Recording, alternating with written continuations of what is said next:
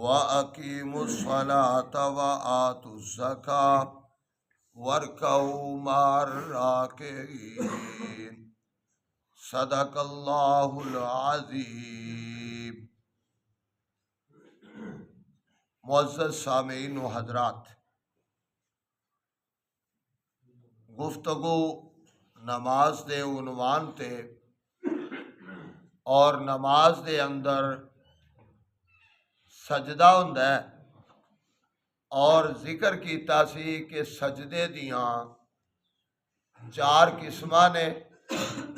एक सजदा इबादत हुंदा है, एक सजदा साहब हुंदा है, एक सजदा तलावत हुंदा है, एक सजदा ताज़ीमी हुंदा है। ताज़ीमी सजदा मन हराम शरीयत मुस्तफ़ा दे अंदर। सजदा साहब नमाज दे अंदर भुल जाइए तो फिर हुंदा है।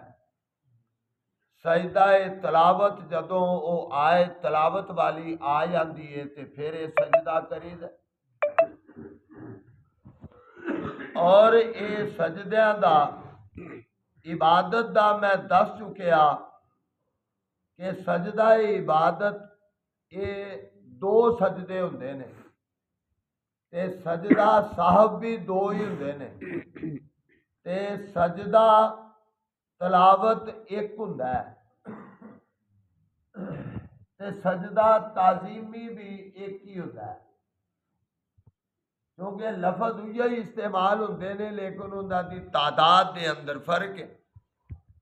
और अज मैं दसांगा कि सजदा साहब भुल जाण वाला सजदा, जदों नमाज दे विच इंसान भुल जाता है तो फिर उन्होंने सजदा साहब करना पैंदा है।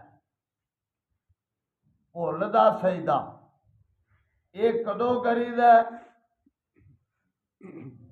रकत रह जाए, कोई रकतां ज्यादा पढ़ दित्तियां जान, कोई रुकू रह जाए, सजदा रह जाए, दरम्यान वाला अत्ताहियात रह जाए, दरम्यान वाला अत्ताहियात रह जाए तो बाद औकात रह जाता है। चार रकती नमाज दे विच बंदा तीजी रकत वास्ते खड़ा हो जाता है। समझना बात नूं, इहदियां दो किस्मां ने। एक है कि अरकान नूं अदा करन तो बाद सजदा साहब करना है। बाद भुल ऐसी है कि वो रुकन अदा नहीं करना, कला सजदा साहब करन नाल खाता पूरा हो जाता है। दरम्यान वाला अत्ताहियात अगर रह जाए, दरम्यान वाला अत्ताहियात रह जाए ते फिर एंड ते दो सजदे कर लवे ते उनका खाता पूरा हो जाएगा। भाई भी गल समझ आई? दरम्यान वाला अत्ताहियात चेता भुल जाए, तीजी रकत वास्ते बंदा खड़ा हो जाए, तीजी रकत वास्ते ओने हुण दूरी वार ये अत्ताहियात नहीं बहना, वो चौथी भी रकत पढ़ लवे, सलाम फेरन तो पहलो दो सजदे करके ते सलाम फेर दे।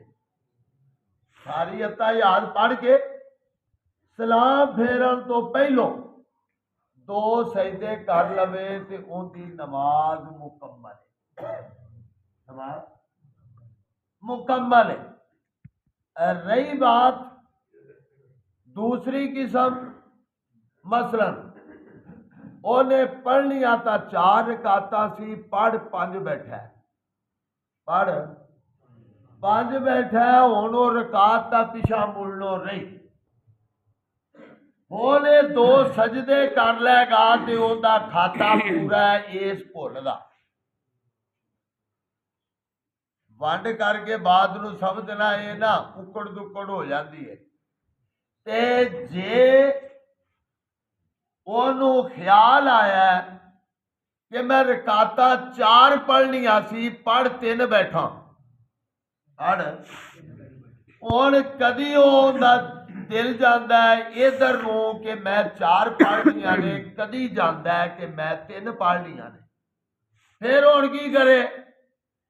ਫਿਰ ਉਹਦੇ ਤੇ ਇਤਮਾਦ ਕਰੇ ਜਿੱਧਰ ਉਹਦਾ ਗਾਲਬ ਗੁਮਾਨ ਹੈ, ਔਰ ਗਾਲਬ ਗੁਮਾਨ ਇਧਰ ਨੂੰ ਹੀ ਲੈ ਜਾਏ ਕਿ ਮੇਰੀ ਇੱਕ ਰਹਿ ਗਈ ਹੈ, ਮੇਰੀ ਇੱਕ ਰਹਿ ਗਈ ਹੈ।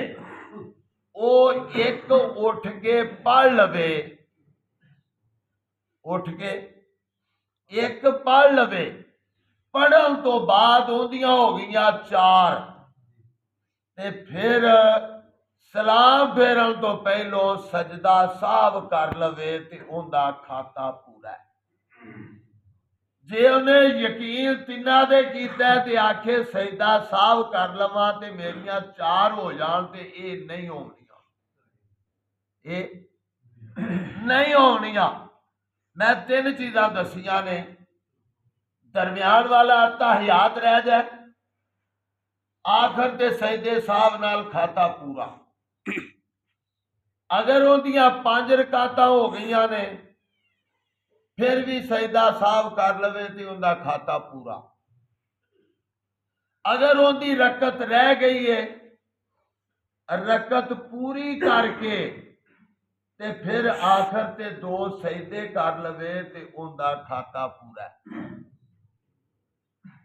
बाकी कुछ चीज़ां रह गई ने, फिर जिक्र करांगे। अल्लाह जो बातां दसियां ने अमल बनाए।